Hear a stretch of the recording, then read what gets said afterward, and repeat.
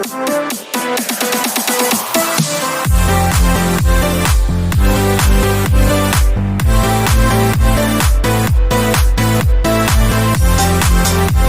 તમારું Gujarat engineering academy ચેનલમાં હાર્દિક સ્વાગત કરું છું. તો આજના રોજ તમારા માટે એક નવી ઇન્ફોર્મેશન ને નવી એક માહિતી લઈને આવી ગયા છીએ. જેમ કે આપણે એક્ઝામ ફોર્મ G2 ની અંદર ભરતા હોય છે, બરાબર? તો એમાં એને ડાઉનલોડ કઈ રીતે કરવું એના વિશે આજ મેન વાત કરવાના છીએ. આ ટોપિક બધાને કોમન છે.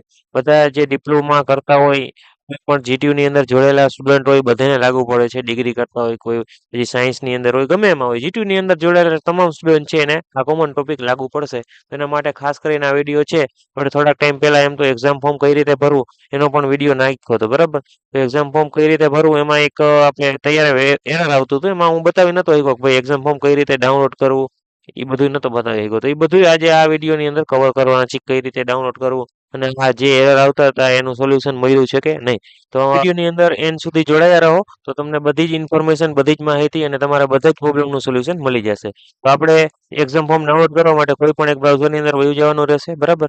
અને તમારે સર્ચ કરવાનું રહેશે જીટીયુ સ્ટુડન્ટ પોર્ટલ અથવા તો ખાલી સ્ટુડન્ટ પોર્ટલ લખશો તો પણ ચાલશે. અને પહેલી વેબસાઇટની અંદર વયું જવાનું રહેશે અને તમારા આઈડી, પાસવર્ડ ને બધું નાખીને લોગિન કરી નાખવાનું રહેશે. મારું લોગિન જ છે, તો આમાં તમને બતાવી દઉં છું. એક્ઝામ ફોર્મની અંદર વયું જવાનું રહેશે, ત્રીજા નંબરનો ઓપ્શન. ત્યારબાદ આ રીતે તમારું એક્ઝામ ફોર્મ ભરેલા હશે તો સક્સેસફુલ આવી જશે અને અહીંયા એક્ઝામ ફોર્મનો ઓપ્શન આવતો હોય છે. એની ઉપર ક્લિક કરશો, પહેલા ક્લિક કરવાનો જ ઓપ્શન નતો આવતો.